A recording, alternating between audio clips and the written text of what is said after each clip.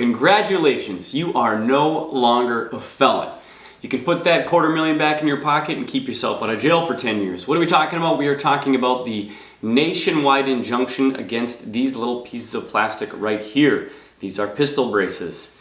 Hooray! I'm feeling really good about this win for Second Amendment. So in this video, I want to give you a quick history of what brings us up till today and pistol braces, what you can expect going forward. Now, you might be asking yourself, why are you wearing a Christmas suit? And I thought, well, YouTube probably kicked me off if I was wearing my birthday suit. And also I feel like we were just given a huge gift with this recent ruling on November 8th. So with that, let's go.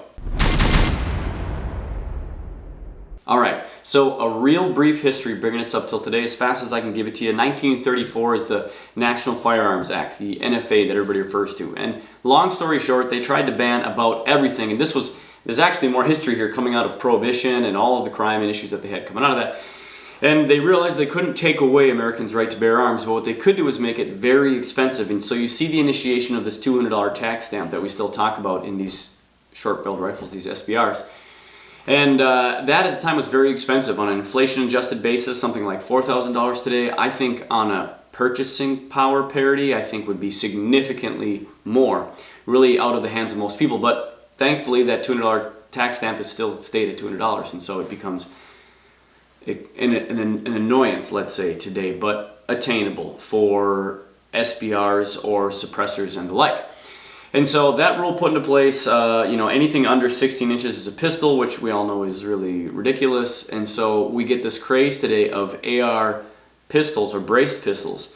Now, this came about starting in 2012, because in 2012, two dudes hanging out, one guy's handicapped, really struggling to shoot his AR pistol. Another guy says, hey, builds this pistol brace like this, really helps the other guy out. A lot more safe, a lot more accurate. And so the inventor sends it into the ATF and says, hey, I just want to make sure we're clear here. This is not a brace. I don't want to get caught because we don't have a tax stamp for a short-barreled rifle. Are we okay? ATF takes a look at it and they say, absolutely fine. And so between 2012 and 2023, supposedly some 3 to 7 million pistol braces have been sold. I've seen some accounts as high as 40 million. We don't exactly know, but a lot of them are out there. So then comes this year, 2023, and let me try not to get shadow banned here, the BID*N administration and the ATF now passes a new legislation that says pretty much if you own one of these, you are a felon.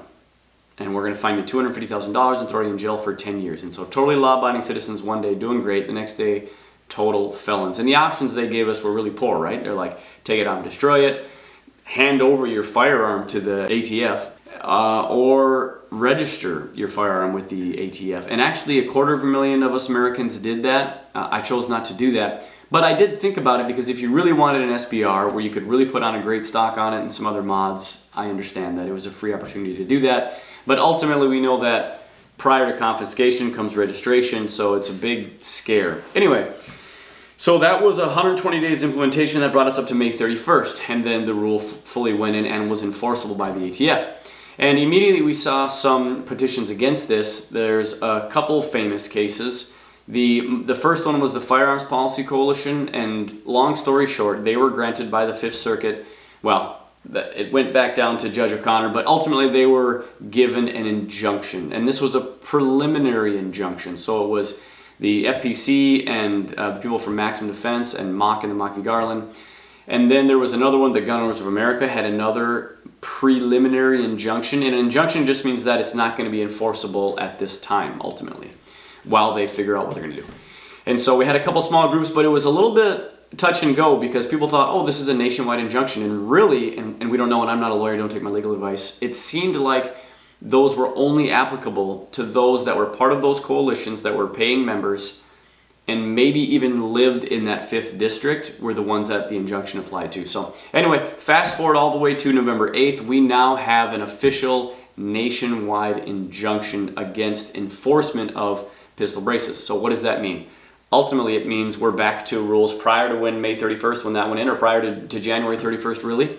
And so we can use these again. These are lawful to have and to own. And, again, it was really scary because post May 31st, even if you had this in your home, it was my advice to actually take this and if you weren't going to destroy it, put it in another home and somebody else is safe because the ATF could come in your door, find this in your safe, and then find one of these and say, oh, well, you intended to put them together, even though they weren't together, and now we're going to throw you in jail. So we can do this. It's very exciting. If you have forgotten, because it's been some time, this front portion operates this like a standard sliding stock. And to get this on and off, you have to pull this rear part really hard. There's just kind of a stop piston in there. So we put these back on. I'm doing this legally now.